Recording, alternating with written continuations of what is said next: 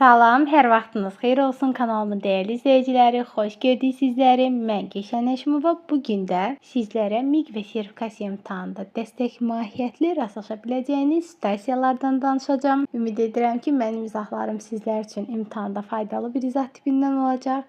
Qeyd edim ki, hər gün ödənişsiz formada izahları görmək istəyirsinizsə, mütləq şəkildə ətrafınızda olan MİQ-ə, sertifikasiyaya hazırlaşan müəllimlərə izahlarımızı göndərməyi unutmayın ki, hər kəs faydalansın. Beləcə bizlər də sizin bizə ehtiyacınız olduğunu düşünüb bol-bol kanalımızda bu tip izahları yerləşdirək. Həmçində aşağı hissədə abunə ol işarəsi var. Həmin işarəyə toxunaraq kanala abunə olun ki, izahlar yerləşdirilən zaman sizlərə bildiriş halında gəlsin. Son olaraq əlaqə nömrəmizdə xatırladım ki, yeni açılan qruplarımıza əgər qoşulmaq istəyirsinizsə, baxın aşağı hissədə nömrəmiz qeyd olunub. 055 280 59 24. Bu nömrəyə yazaraqdan bizim dərslərimiz haqqında məlumat əldə edə bilərsiniz. Təbii ki, sizlərə uyğun olduğu təqdirdə yeni açılan qruplarımıza yazıla bilərsiniz. İndi gəlin başlayaq suallarımıza. Deməli, birinci sualımızda qeyd olunur ki, müəllim həyat bilgisi dərsində insan orqanlarını daha dərindən öyrənmələri üçün şagirdlərə aşağıdakı tapşırığı verir. Baxaq görək hansı tapşırıqdır. Deməli, dərs həyat bilgisidir. Müəllim də hansısa bir mövzunu uşaqlara mənimsətmək üçün mövzuda verilib insan orqanları. Deməli, bu mövzunu uşaqlara mənimsətmək üçün nə edir? Aşağıdakı tapşırığı verir. İndi gəlin o tapşırığa baxaq. Birdə yazılıb ki, əvvəlcə orqanların şəkillərini kəsin. Orqanların adını qeyd edin. Baxın, ardıcıllıq var. Şəklini çəkdim. Şəklini çəkəndən sonra adını kəsdim, üzr istəyirəm. Şəklini kəsdim, kəsəndən sonra adını qeyd elədim. Fikir verirsiniz, ardıcıllıq var. Sonra hər bir orqanın şəklini insan modelinə uyğun yerinə tapıb yapışdırıram. Sonra isə ən sonda isə hər bir orqanın yerinə yetirdiyi funksiyanı həmin şəklin yanında yazıram. Fikir verirsiniz, bir ardıcıllıq var. Bəzən deyirlər ki, müəllim bu sistemlikdir. Xeyr, sistemlik başqa bir şeydir. Sistemlikdə əsasən hadisələr bir-biri ilə belə deyə bağlı olur. Səbəb-nəticə əlaqəsi hökm sürür. Lakin bu ardıcıllıqdır. Ardıcıllıqda isə sanki proses baş verir. İş gedir sırayla, növbə ilə belə deyək. Deməli, birinci bildik ki, burada bizim düşünməmiz ardıcıl düşünmədir. Lakin fikir verirsiniz, deyir ki, sonra insan modelinə uyğun şəkil məsələsi var. Baxın, burada şəkil məsələsinin altına xətt çəkim. Qeyd edib ki, hər bir orqanın şəklini insan modelinə uyğun yerinə tapırıq, yapışdırırıq. Baxın, şəkil var. Burada da yenə də şəkil var. Şəkil məsələsi varsa, deməli, bir növ şəkildən istifadə ediriksə, danışıq olmadan yazırıq, pozuruq, cızırıqsa, plusda burada yazma da var. Bunu ediriksə, bu nə olur? Qeyri-verbal düşünmə. Verbal sözlə düşünmədir. Qeyri-verbal isə sözsüz düşünmədir. Həqiqətən də şəkil olduğu üçün, cızma qara olduğu üçün bilavasitə yazı məsələsinə görə biz bunu götürürük verbal, yəni qeyri-verbal daha doğrusu. Deməli, cavabımız olur C, ardıcıl düşünmə və qeyri-verbal düşünmə. İndi keçək digər testimizə. Bu sualımız da taksonomiya ilə bağlı bir sualdır. Qeyd edim ki, psixomotor taksonomiyanı özündə əks elətdirir. Şərtdə qeyd olunub ki, şagird coğrafiya dərsi zamanı vulkanın partlama anına uyğun hazırlanmış maketi görür və müəllimindən bu maketi necə hazırlaya biləcəyini soruşur. Nəticədə müəllim öz qeyd dəftərini ona verir. Deyir ki, bu qeydlər vasitəsilə konstrukturu qura biləcəksən. Fikir verirsiniz. Burada nəsə bir təlimat var. Baxın, deyir, qeyd dəftəri vasitəsilə şagirdə müəllim öz qeyd dəftərini verir. Yəni, bu təlimatı verir də. Yəni, nəsə yazılıb ki, burada bunu edəcəksən, bunu edəcəksən. Yəni, sıra ilə düzülüş var da. Yəni, bunu eləməlisən ki, işin alına.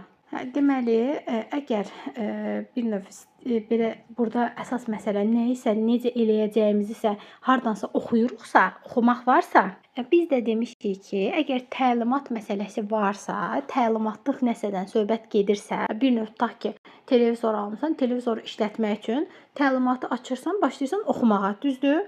Başlayırsan oxumaq ki, televizoru necə işləf vəziyyətə gətirəcəm? Yəni, televizor işləf vəziyyətə gətirmək asandır. Sadəcə bunu sizə nümunə kimi başa salıram ki, təlimatını oxuyursunuz, sonra başlayırsınız quraşdırmağa. Burada da müəllim şagirdə özü nə isə göstərmək yerinə hər hansısa bir onun qeyd dəftərində olan təlimatı verir ki, bu təlimata bax, bu təlimat əsasında konstrukturu qur. Bu varsa təbii ki, nə olacaq? Manipulyasiya, D variantı.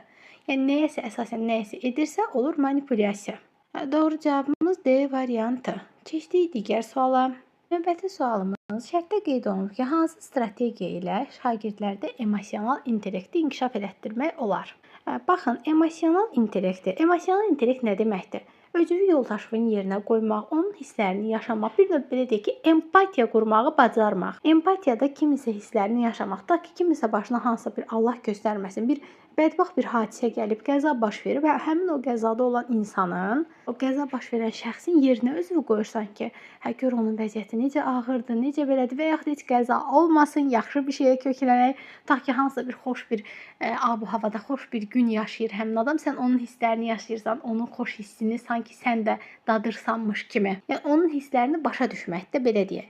Burada da yazılıb ki, hansı strategiya ilə şagird emosional intellekti inkişaf elətdirmək olar? Təbii ki, yoldaş qiymətləndirməsi ilə.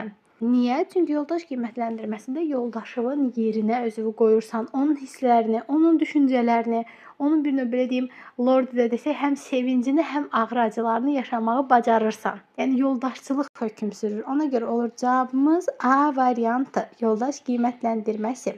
Qeyd edim ki, digərləri də təlim üsuludur. Yoldaş qiymətləndirməsi isə formativ qiymətləndirmənin tərkib hissəsidir. Yəni yoldaş qiymətləndirməsi formativin tərkib hissəsidir. Lakin digərləri isə verilən variantlarda B, C, D, E variantları isə bizim təlimimizin üsullarıdır. İndi keçdik digər suala. Bu sualımız da Bloom'un idrak taksonomiyası ilə bağlı sual tipidir. Şərtdə deməli qeyd olunub ki, az müddətdə daha çox şey öyrənmək üçün özün üçün ən rahat yol hansıdır? Baxın, yəni müddət azdır, amma çox şey öyrənməlisən. Bunun üçün nə edərsən? Nədən istifadə edərsən? Bir növ belə deyim ki, hansı yola əl atarsan və yaxud nəyi necə eləyərsən ki, sən az müddət ərzində çox şey öyrənəsən. Təbii ki, bu zaman bu situasiyaya cavab verən zaman dəyərləndirirsən, yəni fikir bildirirsən, münasibət bildirirsən ki, filan şeyləri etsəm, belə olar və yaxud belə olmaz. Yəni münasibət bildiririk, rəy veririk, fikir bildiririk. Rəy və fikir anlayışı varsa, deməli olacaq dəyərləndirmək C variantı. Təhlil olmaz, çünki təhlil analiz qabiliyyətidir, səmərəlini, uyğununu seçməkdir. Sonra tətbiq olmaz, tətbiq çünki praktikaya əməl etməkdir, praktiki cəhətdən. Sonra yaratmaq, yeni bir şeylər, kreativ nələrsə ortaya çıxartmaqdır. Anlamaq isə dərk etməkdir. Burada verilib ki, az müddətdə çox şey öyrənmək üçün hansı üsuldan istifadə etmək daha rahat olar? Mən də fikrimi bildirəcəm ki, filan üsuldan istifadə etmək mənə daha rahat olar. Yəni münasibət bildirirəm. Doğru cavab C. Keçək son sualımıza. Bu sualımız kompetisiyalarla bağlı sualdır. Kompetisiya ümumiyyətcə tam deməkdir. Yəni biliyin, bacarığın, vərdişin, səriştənin ümumilikdə tam şəkildə birləşməsidir.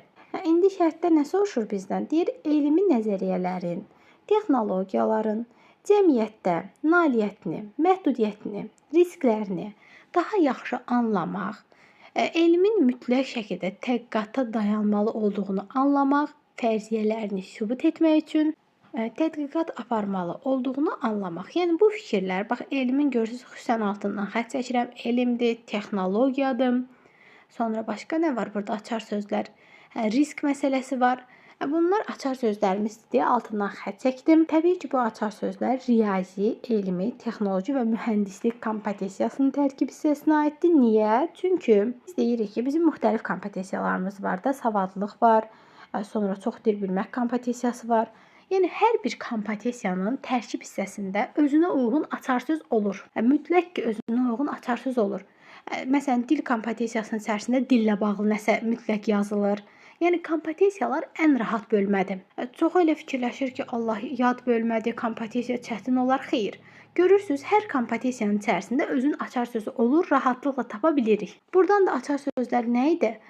Texnologiya, burada texnoloji sözü var, elm sözü var. Və plus, burada nailiyyətin altına xətt çəkməyi unutmuşam. Nailiyyət məsələsi var. Bu da riyazi ilə bağlıdır. Yəni görürsüz, açar sözlərlə rahatlıqla müəyyən etmək olur. Ona görə nə olacaq? Doğru cavabımız C variantı. Qeyd etdiyim kimi, bu olmasın, digər kompetensiyalar olsun. Yəni ən rahat bölməmiz kompetensiyadır. Asanlıqla içində verilən hansısa bir tərkiblə, açar sözlə cavabımızı hansı kompetensiya olduğunu müəyyən edə bilərik. Qeyd edim ki, çox saylı mənə suallar gəlir ki, ay müəllim, məsələn, bu sual tutaq ki, asandır da, imtahanda bəyəm asantmı suallar düşür? Xeyr, mən demirəm ki, bütün suallar sizə asant düşəcək, amma yadınızda saxlayın. İmtahanda bütün suallar çətin düşmür. asan, orta, çətin. Yəni 3 səviyyə üzrə müəyyən olunur və bölünür. Bu səviyyəni qorumaqla sizə bir növ belə deyək, suallar təqdim olunur. Həmin suallar üzərində işləyirsiniz.